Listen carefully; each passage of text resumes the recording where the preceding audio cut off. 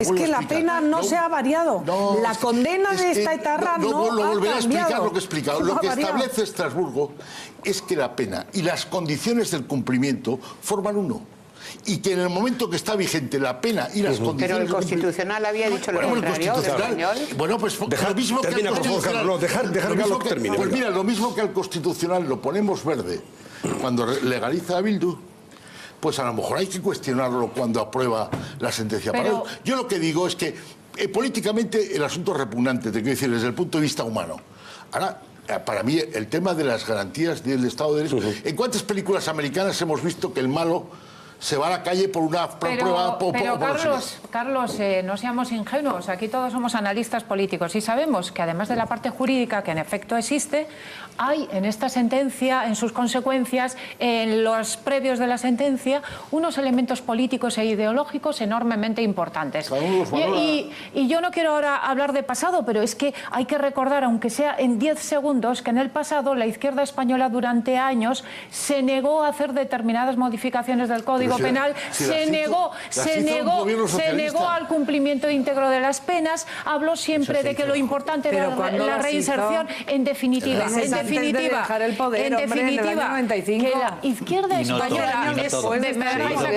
izquierda española, hasta nuestros días, durante mucho tiempo pareció pensar más en los derechos de los asesinos que en los derechos de las víctimas en su planteamiento de las modificaciones del Código Penal.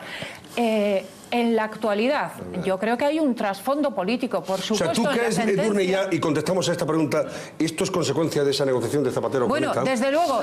Que envía allí a López Guerra desde luego, como representante español en el tribunal. Sin ninguna duda, porque esa es la segunda parte que yo quería destacar, precisamente, del trasfondo político, de los elementos políticos de esta sentencia y de sus consecuencias.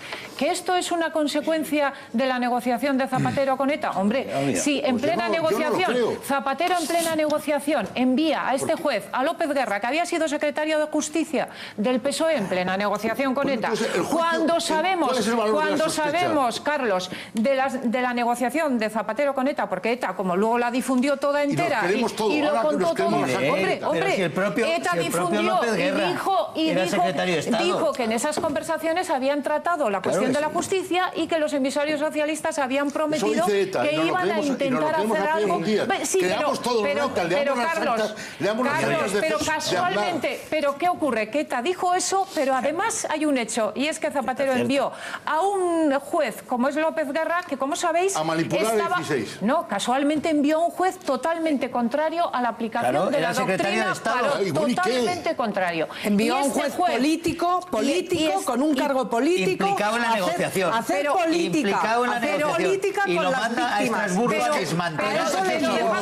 Pero Carlos, pero solo quiero añadir otra cosa. Yo no quiero tampoco dejar a un lado las culpas del resto de Europa, porque aquí hay un montón de jueces europeos que han hecho lo que han hecho.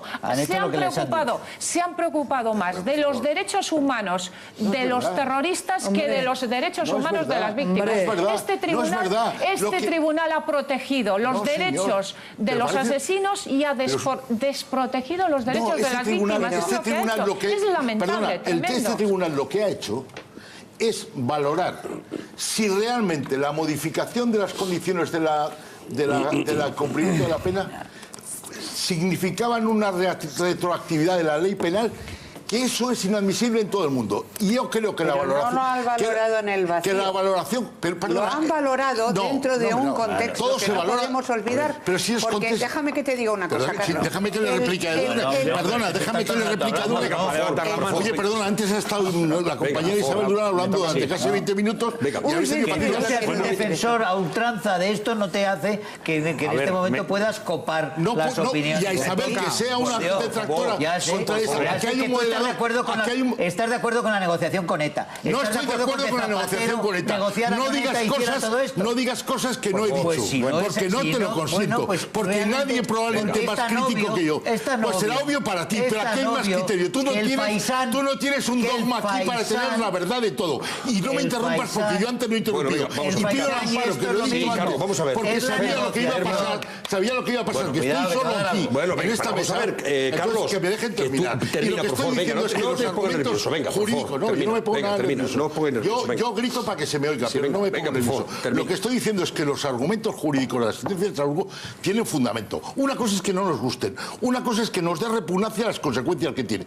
Pero seamos tan lúcidos como para separar lo que es un análisis jurídico de unas consideraciones políticas. Pero se podía haber dado otra decisión totalmente contraria y hubiera sido igual de legítima. Si en la sentencia del año pasado se dicta de otra forma, sí lo hubiera sido. A ver, eso lo defendía, por ejemplo, Antonio Naranjo. Antonio Naranjo decía al comienzo, dice, lo mismo que se ha dictado la sentencia en esta dirección, se podía haber hecho en la otra y había, por lo menos, en fin, no solamente agradado a las víctimas, sino creo que habría hecho más justicia. El derecho habría sido justo en ese caso. Voy a ahondar en eso, porque yo no tengo ni la más mínima duda que Carlos Carnicero y una parte de la izquierda, no toda, le escandaliza el terrorismo y la pena lo que hoy ha pasado con Inés del Río como a cualquier otra persona. Desde luego, por eso he dicho tanto a Carlos como a una parte de la izquierda. No tengo ni la más mínima duda y tengo además claro, conociendo algo a Carlos, que se aplica una cosa que yo en un montón de frentes también la hago mía, y es que el fin no justifica los medios.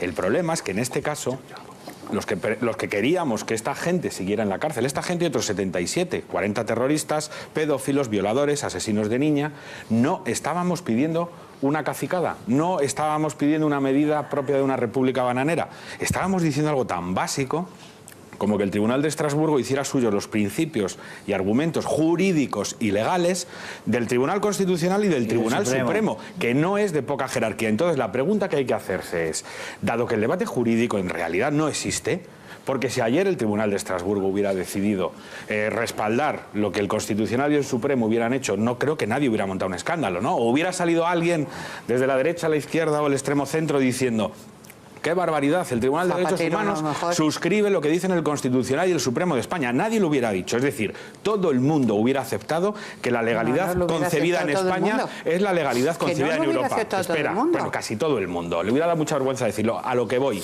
Como el debate jurídico en realidad no existe y es un truco para justificar una postura política, lo único que hay que analizar son las consecuencias y los orígenes políticos de un fallo que ha sido este, pero podía haber sido otro. Y si esto es así, yo creo que lo podemos aceptar todos. Déjame, si termino muy rápido. Dado que esto es así y que podemos aceptar todos que un fallo en el sentido contrario, en el que creo que la opinión pública y el sentido común hubiese sido legal, a la pregunta de entonces ¿por qué ha tomado esta decisión que es política? La respuesta yo creo que tiene que ser política. Y la única respuesta política es porque alguien ha pensado que esto ayudaba a culminar un presunto proceso de paz. Y ahí, y luego lo dejaré para otra intervención, lo que yo me pregunto es lo siguiente.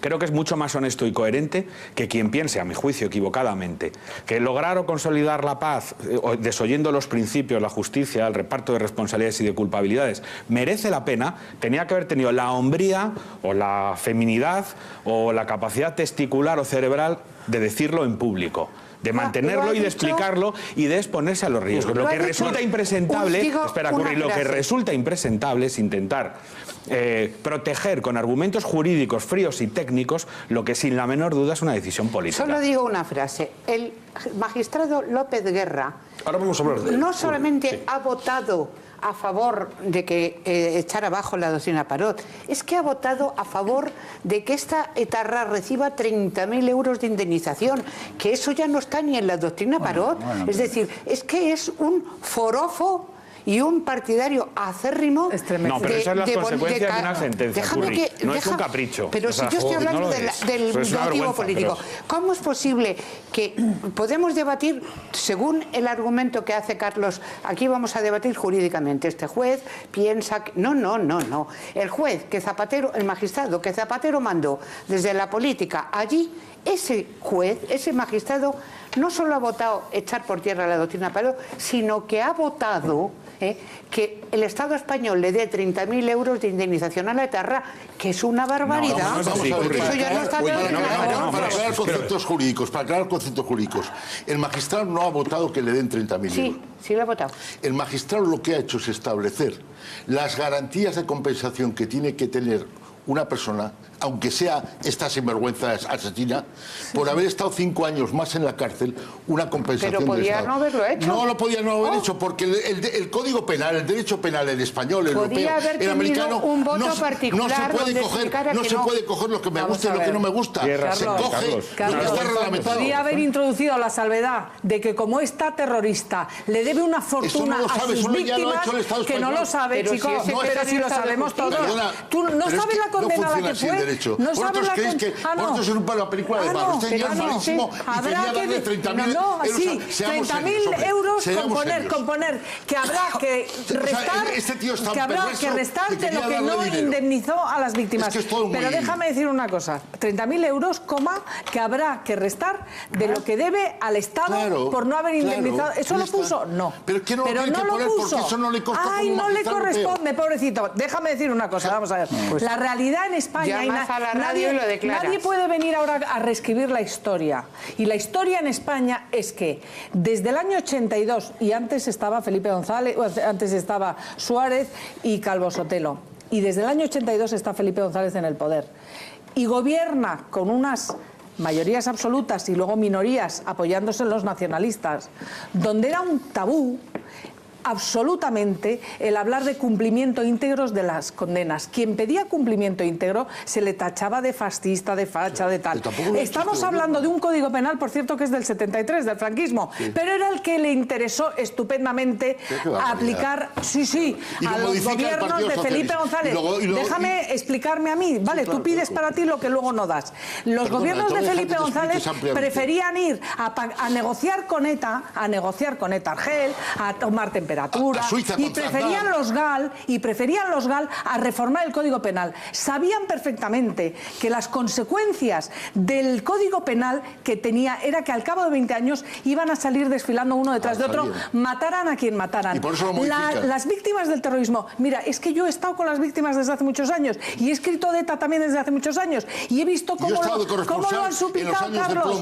Y entonces te voy a contar una cosa, a las víctimas del terrorismo no solamente pedían que se cumplieran las condenas desde hace 20 años y 25 y se les ignoró, sino que es que además se les negaban en la etapa de Felipe González hasta las subvenciones. Se le daban subvenciones para las lentejas en Venezuela y se negaban a las víctimas del terrorismo porque se decía que no era de interés general. Es que está en los anales de esta historia. Esta es la realidad de cómo se ha tratado a las víctimas del terrorismo. Y fíjate, ni siquiera Aznar en su primer gobierno reforma el Código Penal para que se cumplan las condenas a la pena máxima. Tiene que hacerlo en el año 2003, cuando ya tienen mayoría absoluta, porque cuando no tenía mayoría absoluta, los nacionalistas vascos y catalanes, cuyo voto, como el Partido Socialista, se negaba a que se hubiera ese cumplimiento máximo íntegro de los 40 años de condena, tuvo que esperar, el Partido Popular, y eso es la realidad absolutamente indubitativa. Año 2003,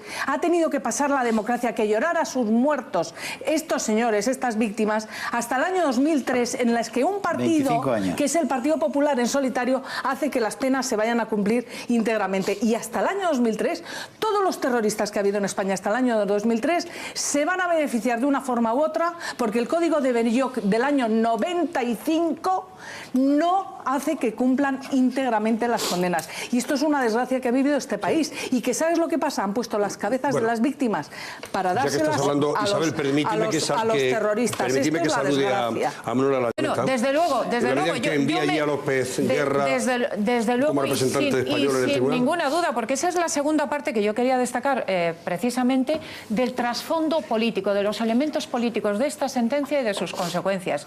¿Que esto es una consecuencia de la negociación de Zapatero con ETA? Hombre, sí, en plena negociación, Zapatero en plena negociación envía a este juez, a López Guerra, que había sido secretario de Justicia del PSOE en plena izquierda española, la izquierda española hasta nuestros días, durante mucho tiempo pareció pensar más en los derechos de los asesinos que en los derechos de las víctimas en su planteamiento de las modificaciones del Código Penal. En la actualidad, yo creo que hay un trasfondo político, por supuesto. O sea, ¿tú crees, Edurne, ya, y contestamos a esta pregunta, esto es consecuencia de esa negociación de Zapatero? Unos elementos políticos e ideológicos enormemente importantes. Y yo no quiero ahora hablar de pasado, pero es que hay que recordar, aunque sea en 10 segundos, que en el pasado la izquierda española durante años se negó a hacer determinadas modificaciones del Código Penal, se negó al cumplimiento íntegro de las penas, habló siempre de que lo importante era la reinserción. En definitiva, prueba la sentencia. Pero yo lo que digo es que políticamente el asunto es repugnante, te quiero decir, desde el punto de vista humano. Ahora, para mí, el tema de las garantías del Estado de Derecho... ¿En cuántas películas americanas hemos visto que el malo se va a la calle por una prueba... Pero Carlos, no seamos ingenuos. Aquí todos somos analistas políticos y sabemos que además de la parte jurídica, que en efecto existe, hay en esta sentencia, en sus consecuencias, en los previos de la sentencia... Es que la pena no se ha variado. La condena de esta etarra no ha cambiado. Lo volveré a explicar lo que he explicado. Lo que establece Estrasburgo es que la pena y las condiciones del cumplimiento forman uno. Y que en el momento que está vigente la pena y las condiciones... Pero el Constitucional había dicho lo contrario, el español. Bueno, pues lo mismo que al Constitucional... Pues mira, lo mismo que al Constitucional lo ponemos verde cuando legaliza a Bildu, pues a lo mejor hay que cuestionarlo cuando...